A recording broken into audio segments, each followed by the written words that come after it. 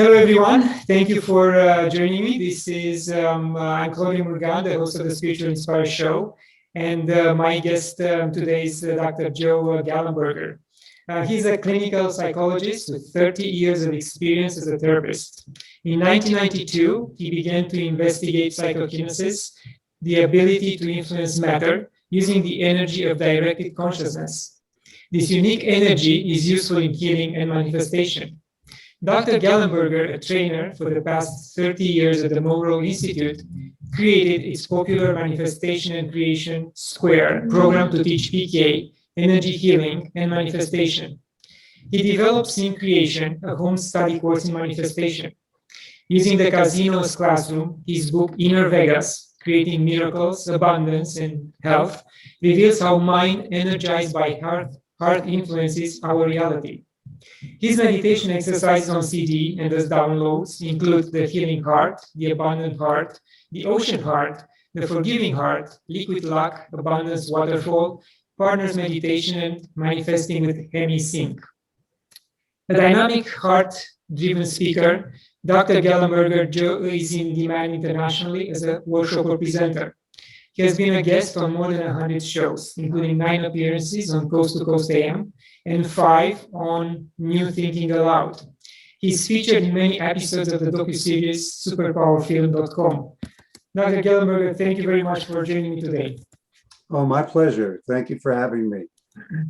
I'd like to start by going back in time and see if you can remember, when did you realize that there is a parallel invisible world that we can tap into?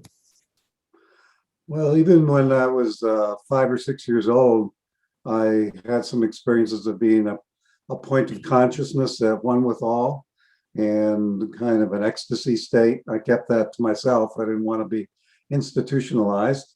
I was raised in a Catholic environment, so I studied Christian mysticism, and then in college, Eastern religions and philosophy. So I had some telepathy kinds of things with my mom, younger, but mainly out-of-body experiences. Growing up, by the time I got to college, I started learning how to do that in a controlled way, and got interested in that enough to get in touch with the Monroe Institute, which is fairly world famous for out-of-body work. And that got me going on my journey. And again, staying on at that time in the past when you're young, did you keep in contact with religion, still having these type of experiences, or you found it at one point irrelevant? I did go and lived in a monastery when I was 14 to 16, but I didn't find that real suitable to me as adolescence got going more strongly. I was not really good at the vow of obedience, let's say, so I found it too restrictive. By the time I was by college age, I think I would describe myself as spiritual, but not religious in any formal sense of one particular religion. That's interesting. So, there are a lot of skeptics out there, and they have to see hard evidence in order to believe that not only that a different realm exists, but powers like psychokinesis exist, and people have this type of enhancements, mind enhancements. So, can you please go a little bit deeper into your research, and how did you measure these capabilities? Yes, I think I'll start with personal experience and then talk a little bit about where the science is. Personally, I was working at Monroe Institute and helping Bob Monroe develop a program or two. And in there was a point where we were playing with dice just as a simple dice game. And I found myself going into a state that I associated with energy healing. My hands got very warm. My heart was open. I was grounded to the present moment well, and also connected with spirit. And with that, found I could roll whatever I wanted on the dice, seven sevens in a row, for example. And as I did that, I could see other people able to do that too. So from there, I went to Princeton Engineering Anomalous Research Lab over at Princeton University as a subject. And they had several experiments. One was the height of a fountain, bubbles by random hydrodynamic law, keeps changing height. And they said, Joe, make it high for 15 minutes, low for 15, leave it alone 15 for control. And this is behind glass, lit by lasers, very pretty. And so I used like taking my aura and projected around the water column to support the column, if you will, for the high, and made my energy into more like the Star Wars lightsaber, feeling like I had an energy wand, cutting the water for the low condition. And the statistics were off the chart in terms of significance.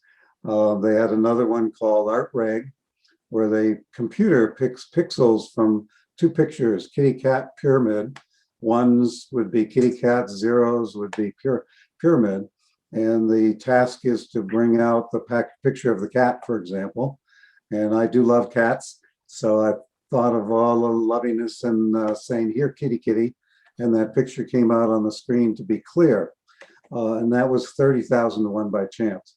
So I left that lab in a few days, knowing psychokinesis was real and knowing I could do it. And from there, I wanted to get kind of a black belt in PK, if you will. So I looked for where to practice this. And the casinos in Las Vegas were perfect because we know the statistics for dice and slot machines. And so, and the government in the US controls the casinos very tightly. So we know there would be no cheating. So if I could beat chance, I knew something was going on. And in fact, Claudiu, that's what happened very significantly. And so I began to teach Vegas Adventure, Inner Vegas Adventure workshops. We did 99 of them right before COVID, and we're ready to do our 100th, hopefully again, hopefully this fall we can start again. And I noticed out there, say, as we did workshops, people would wake up second day of the workshop pain-free from post-polio syndrome for the first time in 20 years, lots of other healing, lots of manifestation, because those three energies seem to be the same to me.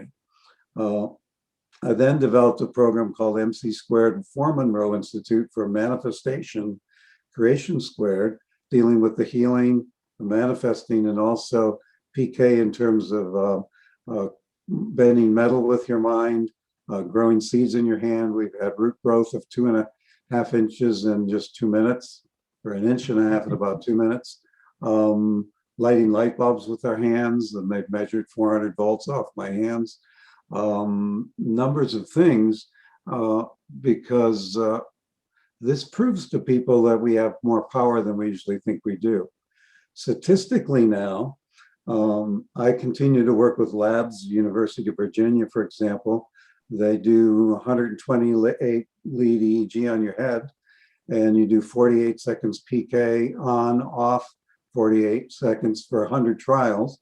It comes out statistically significant, and then we're looking at brainwave patterns and things that are associated.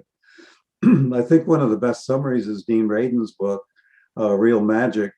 He says these now on a statistical basis are about a 6 sigma event, which means they would not occur even once in a billion by chance.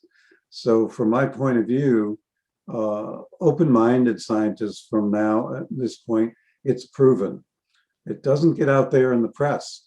There are debunkers who are a strange coalition. Atheists don't like this because it's kind of spiritual, non-physical. Fundamentalists don't like it because it could be of the devil. So you have a group of folks who have the ear of government and the popular press who say this is bunk. But from my point of view, for the last 20 years, it's quite solidly proven, more so than drugs that are released for our benefit or in medicine and things. So that's a short overview. And all this is possible because we are energy, and everything else around us is energy. And pretty much we are using our mind and consciousness, increased consciousness, as you said, to enhance the energy and manipulate and modify and mold the energy of surrounding us, correct? Yes, under old Newtonian physics, this looks impossible. But under quantum mechanics and quantum physics, some of the theories even would hold this has to be true for quantum physics to be accurate. That PEAR lab I mentioned has articles online in their archives about the quantum physics, which gets over my head in terms of complexity. But I would change a little bit what you said slightly to me, and a lot of people will say this as well initially, is psychokinesis is affecting matter with your mind. To me, the mind is like the steering wheel of a car. It sets direction or intent, but the car goes nowhere without gas. The gas is that fine energy you're talking about. And what we find is the best energy is unconditional love, because it puts you in touch with the unity of everything, the oneness, and then you're in relationship. And being one with something, in communion with something, then you're able to affect it better. So we would say you have a conscious idea, let's bend the metal, and then you generate tremendous heart energy, let your intent move through your heart for energy healing, for manifesting, or for PK. So it's as much of an emotional thing, very high emotion, like agape kind of love. And without that, it's just an intellectual exercise. So lots of movies like The Secret and books that say visualize what you want. Yeah. What tends to be missing is they don't have as much energy needed to be able to really affect physical matter reality. The second thing they have is not much helping you to get rid of limiting beliefs. Mm-hmm. So if you have even the belief nothing good comes easy, or no pain, no gain, things are not going to be easy, and it's hard for things to come along without pain. So we look at the belief systems very strongly. In the spiritual traditions and New Age traditions, I meet a lot of people who, if I said, how many of you are seekers of truth, wisdom? Most hands go up. I say, wouldn't you rather be a finder? It's a different energetic. So even our thoughts, subtle ones, like I'm a seeker, could be in the way. We keep seeking and seeking rather than manifesting and creating. So we look at belief, we look at emotion. If that is done, for example, at Monroe Institute MC² class I mentioned, we do virtually now. And so we have people from every continent, often in a workshop except Antarctica. And we can all roll dice in our home 10 times at the same time and say our goal is double. We know 1 in 6 times dice would come up as a double, meaning 2, 2, 4, 4. And so by chance, we know that whole group should roll 18 doubles in these 10 rolls each. And instead, we'll roll 34. And so we can get some pretty good proof, even on virtual Zoom classes, that this stuff works. And then we bend the metal with each other and throw seeds in our hand with each other and things like that. So the idea is really to give quick feedback. In real life, if you want, you could be thinking negatively for 6 weeks before you got a cold. You could be trying to visualize your soulmate coming into your life or a new business, and be doing that 6 months and not get anything showing yet. And it could be in process, but it may take a while, and you get discouraged. In the casino, if we're sitting at the tables together or standing, and we're in wide open heart love energy, one with all, grounded to the present moment, we tend to get rewarded with money within seconds. If we go into greed, fear, ego, and doubt, the money's taken away. We get punished by withdrawal of money. So after a 3-day workshop like Inner Vegas Adventure, it's kind of almost a psychological conditioning into a more enlightened way of living. Because when you see how fast your thought could produce result, you get much more aware of what you're thinking and what you're feeling and how important that is. Does that make sense? Yes. So can you say that most of your students while in Vegas recuperated their workshop cost? There's a variety because we don't dictate to them any amount of money to bet whatsoever. So if they're betting 50 cents and they triple their money, that's only $2, right? Okay. And my workshop tuition is more than that. But most times we have very good results. So many times people have covered their tuition or things like that. One of the last workshops we did, for example, we aim at doubles, as I mentioned, and statistically 7 is the number that comes up the most often, once in 6 times, and 7 kills the game out there. So we are not wanting to have 7. 7 is our symbol of fear, if you will, because fear is a prayer for what you don't want. And in the last workshop, a woman rolled 48 numbers in a row with no 7. Wow. That's statistically quite uncommon. We have people roll for an hour at a time, where statistically, usually the roll is over in 5 or 6 minutes. We've had hour rolls, 90-minute rolls, 2-hour rolls. And then on slot machines, I can go to a slot machine and image a royal flush, for example, in hearts, which would be ace, king, queen, jack, 10. I know it's 160,000 won by chance, and I'll get it in the first pull. That would result in a $5 bet becoming about $4,500. Okay, so it can be quite profitable, but the main thing is we're not out there to make a killing and close the casino. We're using this as a learning device. But some people do make it part of their monthly budget to go to a gaming location, and they win consistently enough that it's become part of what they do and count on for income a little bit. Yes, that's amazing. And the healing occurs the moment that person, as you said, increases his or her energy and connects to the quantum field. Yes, it can be spontaneous that they were just trying to raise energy, say, for the gaming, and this healing occurs. But it also can be directed consciously, say, to a sore knee. I use the word healing, meaning healing into your full potential, body, mind, and spirit. So we have psychological progress, spiritual connections with guidance, connection with unborn children and being able to communicate with them, all kinds of things in the spirit realm as well. But often, say in the home study program, SyncCreation, the program I mentioned, MC², we will have healing circles for everybody to be able to receive this energy from the other people in the group, to do with it what they would like most, whether that was spiritual or physical.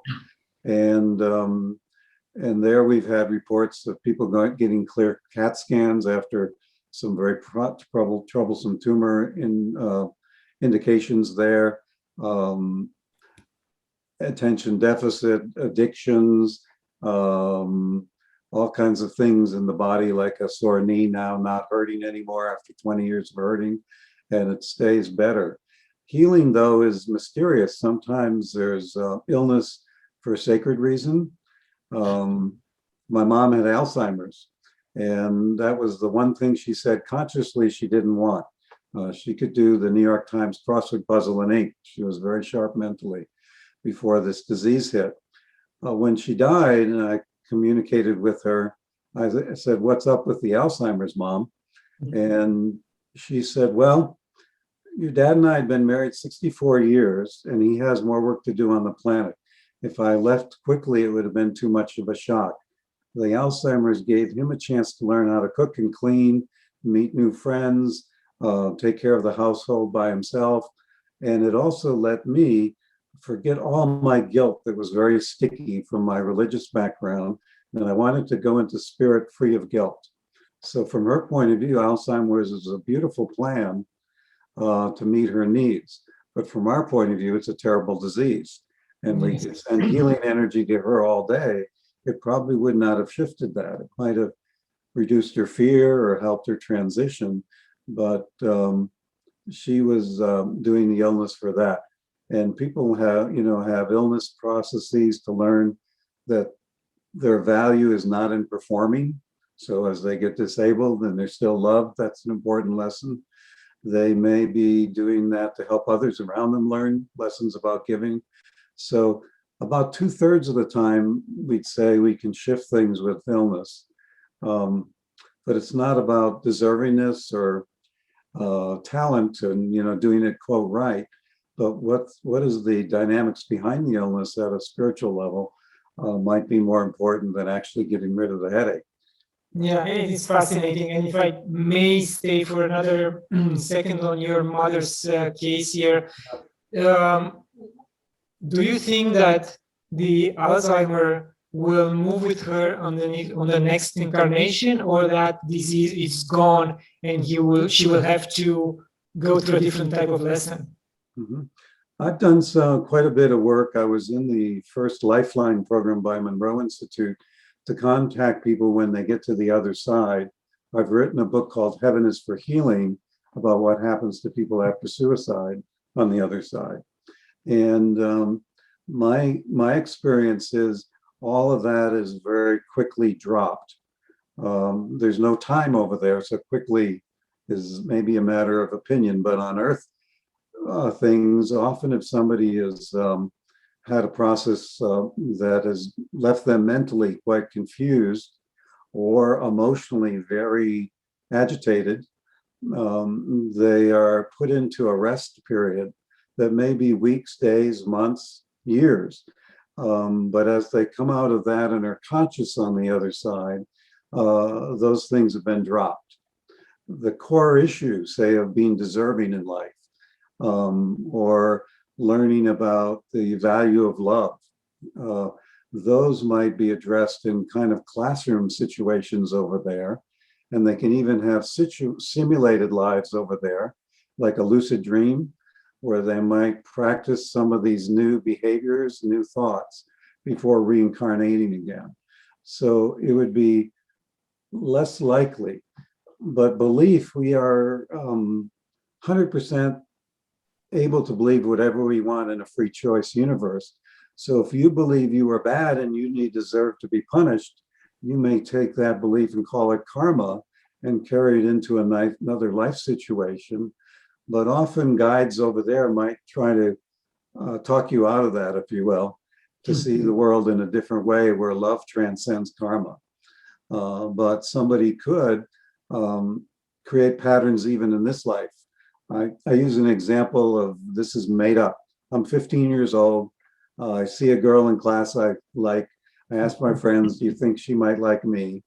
They think they talk to her and their friends all telegraph back and forth. And I go, ask her out. And I say, would you like to go to the movies Saturday? And she stiffens and reddens and says no and walks away. I'm going to make a conclusion. What I don't know is she likes me. Or she asked her dad the night before, I think this nice guy's going to ask me out. Can I go with him to the movies? And her dad said, no, you can't date till you're 16. And she was only 15. Well, now I go 3 months later to another gal, and I have fear of rejection. So I'm sweating under my arms. My timing is off. I approach her with her cool friends, and I say something like, you wouldn't want to go out with me, would you? And she says, get lost. Now I have two events, and I have fact that people I like don't like me. I could carry that lifelong, and maybe even into another incarnation. The universe is not doing that to me, but I'm making conclusions which then generate more experience manifesting what I'm thinking. So that's where we have a lot of tools in the Home Study SyncCreation course that are designed to go very deeply. There's 3 personal coachings with me, lots of exercises to go deeply into feelings of lack, feelings of guilt, feelings of fear, and how to clear that. Other things like my Liquid Luck book and CD are designed to just leap over that and transcend that for a little bit. And in 35-minute meditation, often give people enough of a taste that they can manifest something and begin to see how this process might work. So after listening to Liquid Luck, we got reports immediately when it came out a few years ago, and they continue of winning lotto tickets 3 weeks in a row, selling houses that had been on the market for months, solving a business problem that had been puzzling an engineering group for 3 years, finding soulmates, all kinds of manifestation.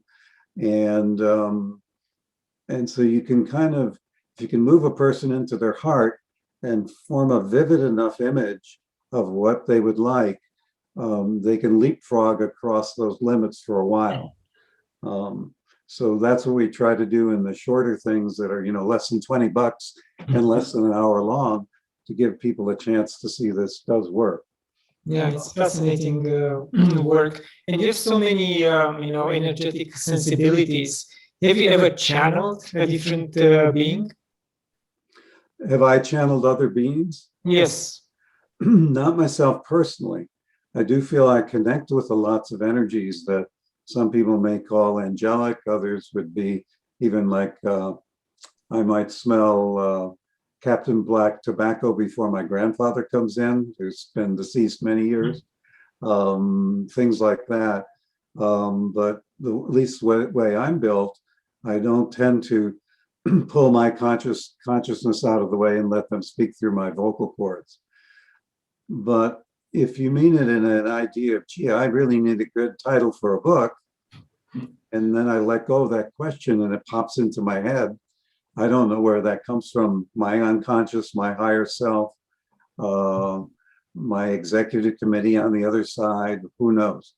But I get a lot of information that way, if you will. So I do know some channelers who I've met who I feel are extremely accurate and extremely good on this on a consistent basis over a 20-year period, but they're quite rare. Yes. You developed a lot of programs around the heart. Yeah. Why do you think heart is so important? Well, again, I got into this mostly because you can do psychokinesis out of anger. You could say, I'm so angry I could break glass and a rock could come and hit your windshield. But to be positive spiritually and psychologically, we wanted a positive emotion. And I found when I first began doing things in Vegas, all these fears would come up. I fear I won't be able to bend the spoon, fear I will be able to bend the spoon. Because if I do, it changes my beliefs about the world. And the casino staff would begin to say things like, here comes Mr. Lucky. And that would put me into ego. I'm not lucky. Because as a kid, that was a slam to be lucky compared to working hard. And so I'm putting out all these brush fires of fears. And then I realized if I just moved into a loving space, those fears would melt. So my favorite expression, I have it on my wall, is fear is expensive, love is priceless, choose wisely. I don't think love as an opposite, but I think fear can cloud love. So moving into the heart is the best way to let go of fear. Many people get there by thinking of ways they're already abundant, so they can be grateful for all the pets in their life, beauty of nature, friendships, decent health, hopefully. And if we move into gratitude, we move into more of an open heart. But I found that energy is much more powerful and tends to be ever increasing if you keep being mindful of things that allow you to be in a loving flow. So frankly, when I sit at a slot machine now, I have an intention for that royal flush, but I connect with all my relatives in spirit, my 2 brothers who have gone, my parents, and I'm in a loving conversation as I pull a lever, okay? If I were going on a big show, I've hired 4 or 5 staff to handle the orders, and all this stuff that could generate ego. Before the show, I connect with the earth, with spirit, and I really put out the sincere desire to be of service to the greatest amount of people in the most elegant way that I'm capable to do at this time, with the most compassion. And so that calms the ego and lets energy to flow quite powerfully. And then the show is better, and the impact of the show is better. So I've just learned that it's an infinite road. You can use that as a lifelong yoga, ever increasing love. And with that, you are detached from all the fears of society. Right now in the US, we have COVID, we had politics this year, and you don't resonate with that. And so you're not under the stress and you stay in your center, you stay in power. So I think love is the best. I also think now quantum physics is showing that under molecules and atoms, then there are quarks and other smaller particles. And as they're broken down, they seem to be packages of information. And if they're broken down, that seems to be consciousness. And behind it all seems to be love. So from my point of view, love is really creating the whole universe and creating consciousness, which then creates the physical world. If you're going to use a time, then as a time where it may be an infinite now, and we're the travelers through time. But so I think by dealing with love and the heart, opening the heart, we're getting to the bedrock of what reality works. Does that make sense? Yes, so it means like at the personal level, we have to be aware of how much love we exude and how much love we show to the other people. Yes. And that will change the environment around us, and it will change us as well. Yes. So, it's as simple as you go into a store and you smile genuinely, you'll probably get a smile back. If you are thinking, oh, I bet they're going to cheat me in here, or, the lines are going to be long, or, this person doesn't seem interested in their job, and you put out that negative vibe, you'll get confirmation of that. So, I walk up to a ticket counter in a very stressed environment like Atlanta Airport. There's been thunderstorms all day. Things are 10 hours delayed. And because of my energy, the lady will say, we got a seat on a flight that should have left 10 hours ago, but it's going now. And the seat's in first class. Enjoy. But I've gone up genuinely to her before and said, it's been a tough day. How would you like me to get you some coffee or a donut or a bottle of water? And she'll say, no, that's okay. But she picks up that I really care about her as an individual, where most people would get stressed. I have a friend who's an entrepreneur, has many businesses, multimillionaire, goes through airports a lot. And his goal is to help as many people in the airport as he can, and maybe giving them directions, helping with luggage. And he leaves the airport in better energy than he went in, where most people, by the time they get out of an energy environment like an airport, they feel like they need a week's vacation to recover. So whatever we're putting out there, like does attract like, we will tend to get back.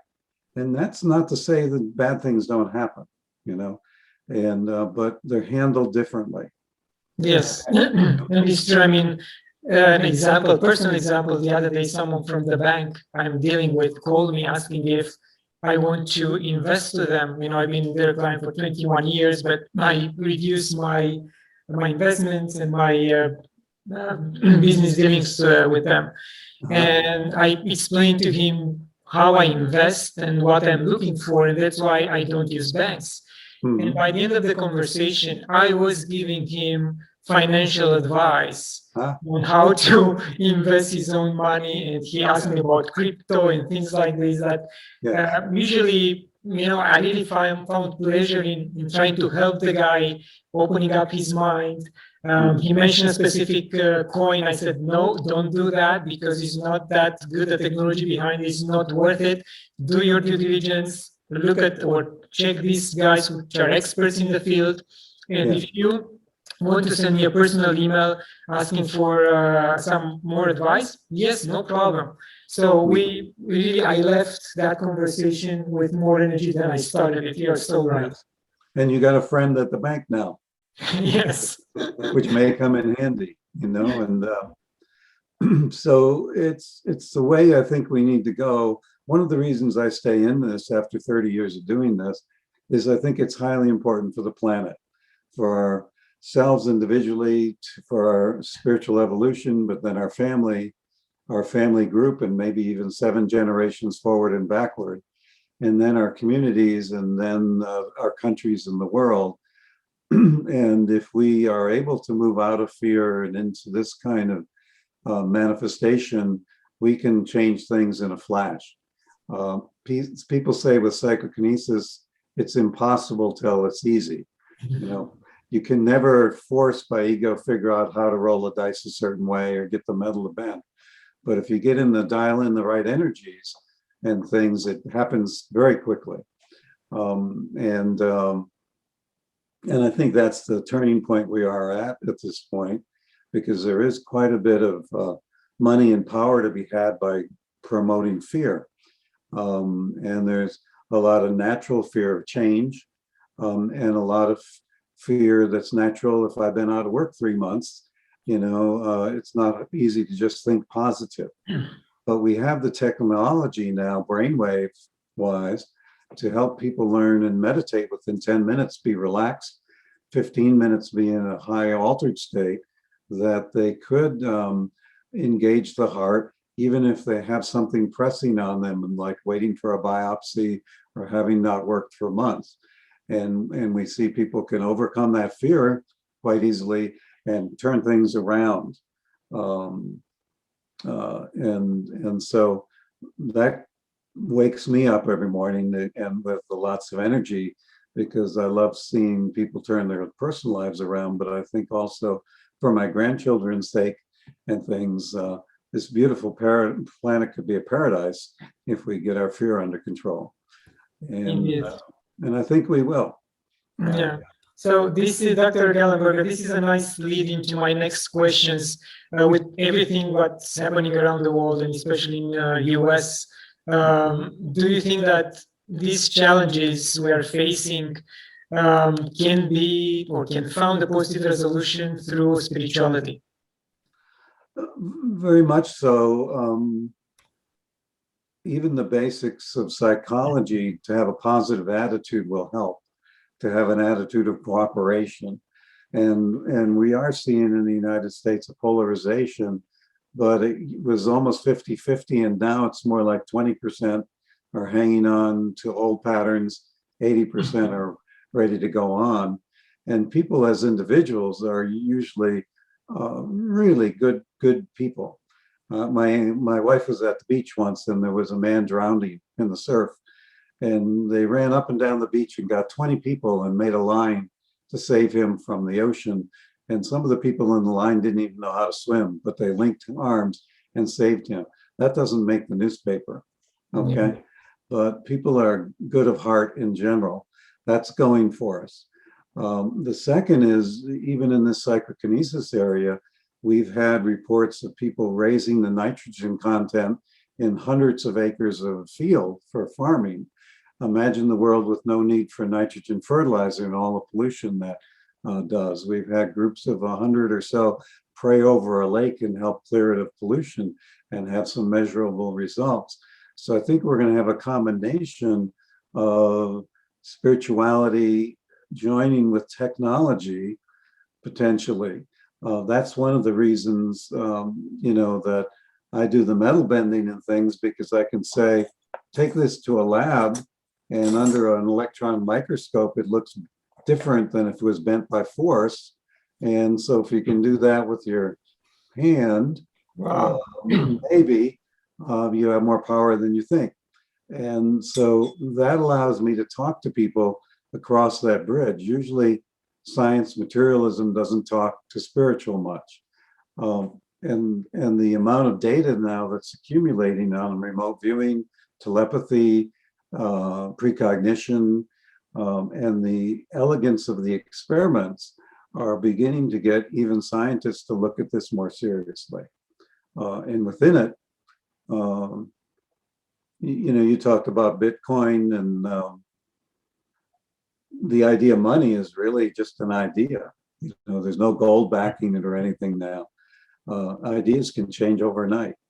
So an idea that we all could have enough to eat, whatever it might be, they can shift much more rapidly. I'm 71 years old.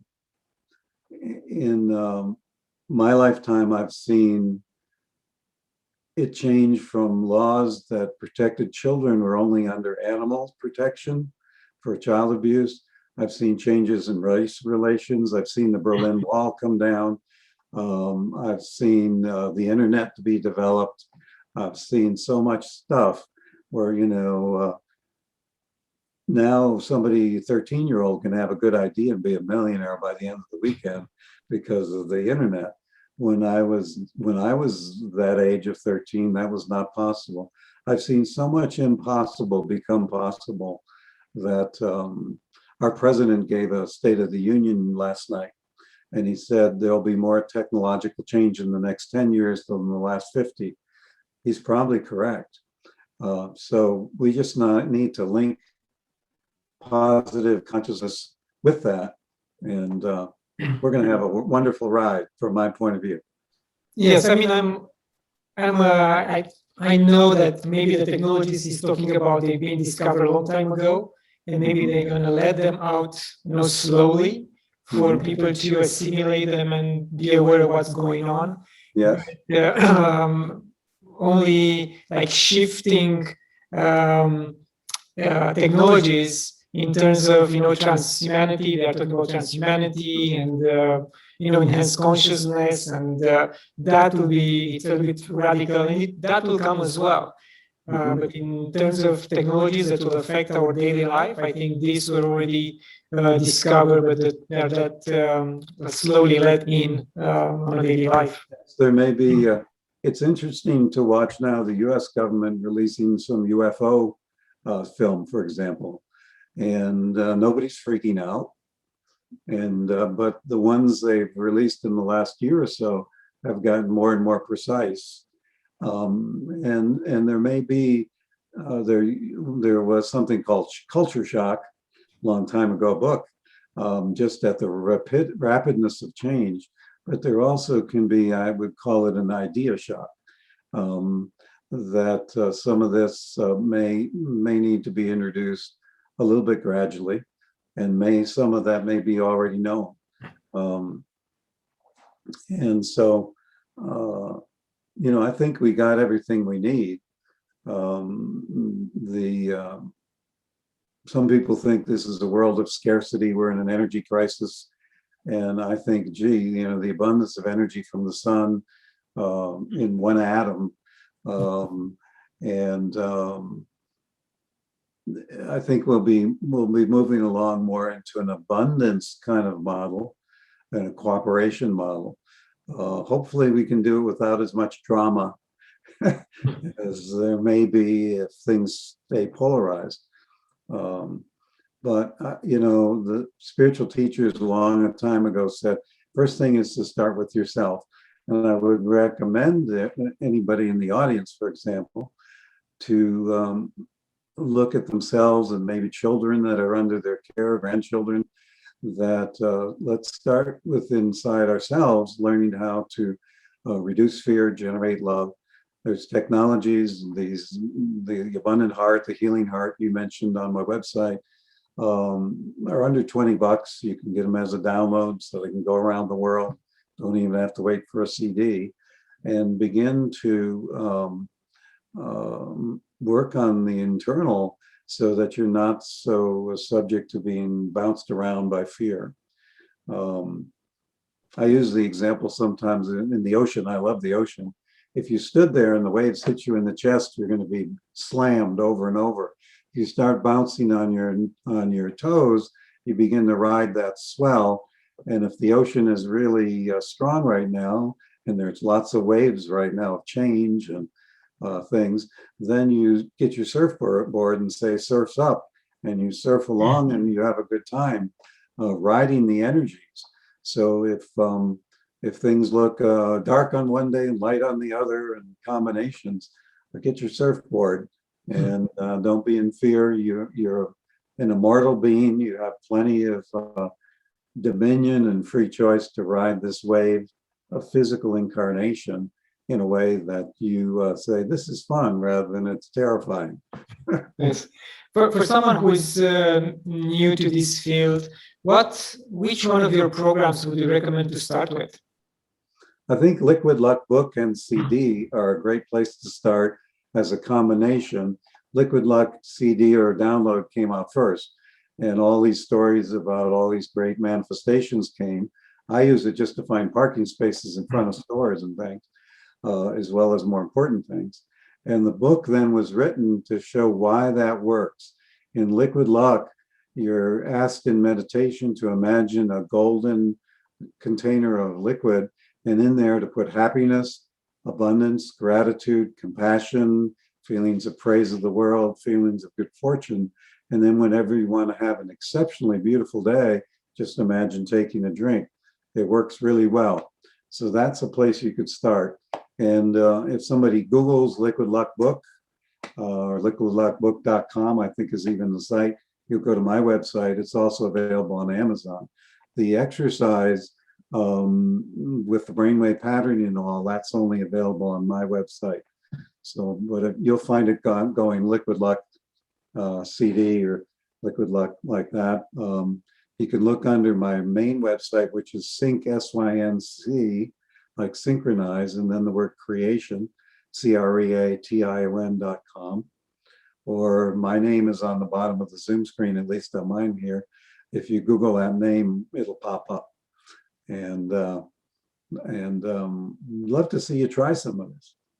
Yes, I will try it. I will try it. So I'll let you the results. I'll let you know what the results. Okay, please do. I get emails from around the world, usually some every day, on delightful manifestations and healings and things. And I love hearing about it. And people will send me, a video or an audio of their, or a picture of their fork or knife or spoon. And I love seeing that stuff.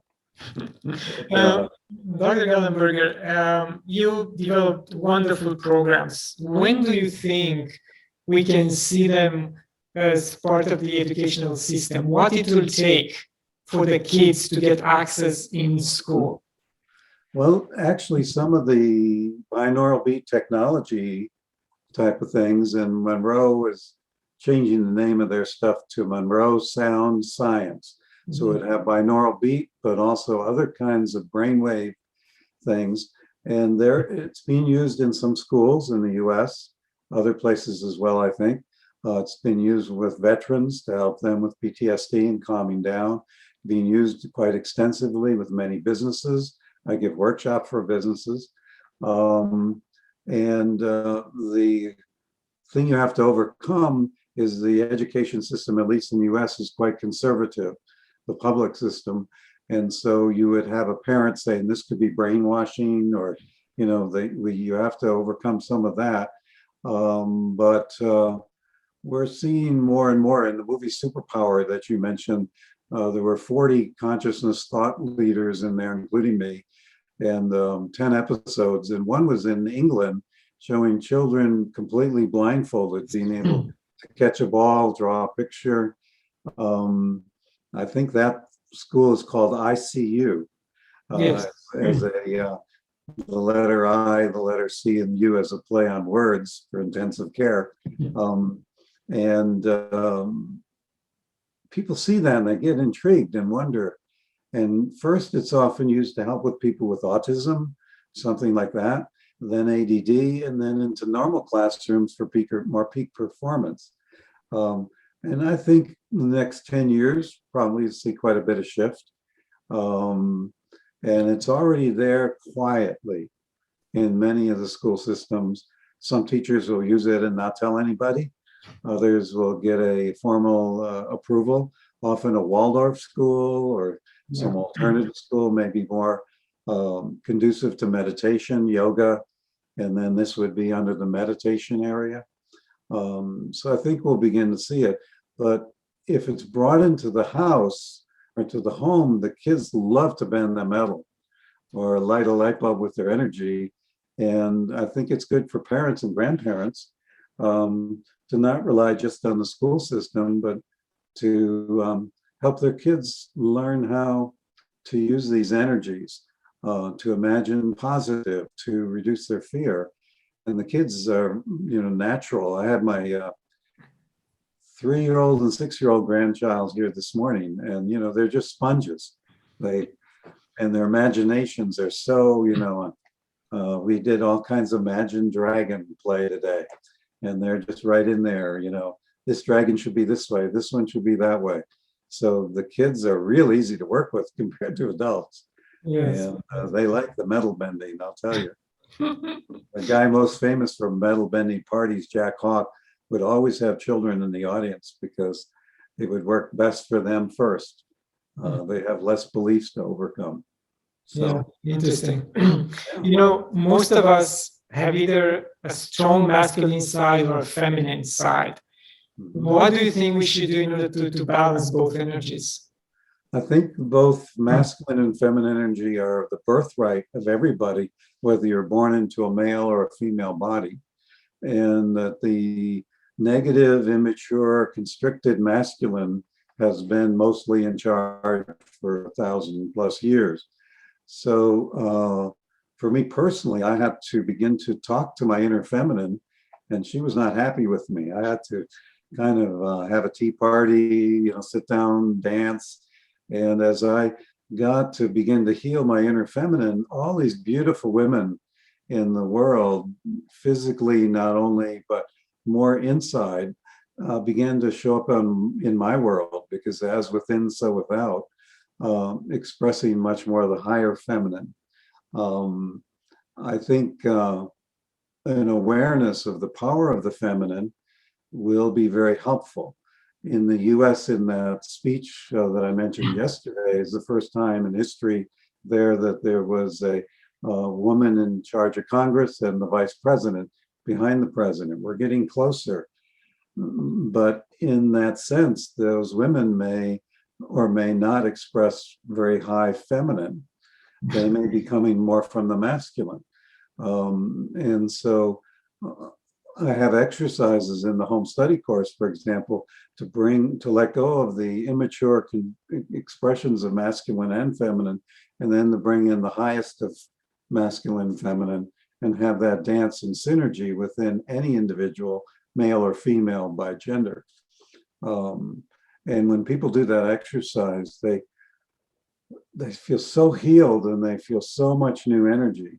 I think we're designed to get energy from unlimited, directly from God's source, however you define that, beauty of nature or whatever. And we usually cut that off, and then we have to get energy from other people by playing a role, like the good boy, the good girl, the bad girl. And if we reconnect to energy directly from source, then it becomes quite clear pretty quickly that some of the flavors of that are the divine masculine, the divine feminine, and they can come in infinite measure into our own selves, and to do great healing for ourselves and our communities. So I would just begin to have that intention, and to bring that in. But if you wanted to look at it specifically in meditation, you could just to say, what does divine feminine look like to me? What would divine masculine look like? I let go of anything that no longer serves into the earth, because the earth is good for transformation, and I thank the earth for that, and I bring in these new energies. One part of that I always say is let go of any way you've been wounded by negative feminine or negative masculine, because if you feel you're keeping a wound as victim, you're holding on to that negative energy. So if there's been abuse in business or at home or whatever, let that go. Forgive. That's why I have the Forgiving Heart CD. Forgiveness is very important to make room for these new high energies. Yes, very good advice. Thank you very much. You're welcome. I know you had multiple out-of-body experiences. So have you tried to either go back in time or travel outside the Earth orbit? Yes, to me, out of body is a continuum from classic out of body, where you could see your hands and feet energy wise and see your own body in bed and put your hand through a wall, to more of an etheric or energy projection where you might just be a globe of energy, to a mental projection where you're a point of consciousness. Given those are all out of body to me. At Monroe Institute and in some of the downloads that I've developed, we move to areas we would call freedom from linear time as we usually experience it. And now, free of time, you can go back in time and heal yourself at 3 years old if you had a burn or something. You can go way back in time and go to other lives that may have been traumatic, that could use some healing. You can be your own best friend or angel during a trauma in this life. You can go forward.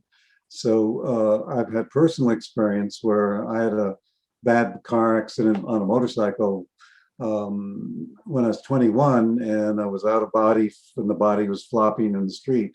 And this angel-looking creature came along and helped me get back in the body and say, we're going to kick along. 20 years later, I realized that was myself from the future that had come back because I was aware of the other end of that experience. So yeah, we can travel independent of time. I look at time as like if there was a ruler and you're walking along inch 1, inch 2, inch 3, you experience it linearly. But if you're above the ruler, you see the whole thing.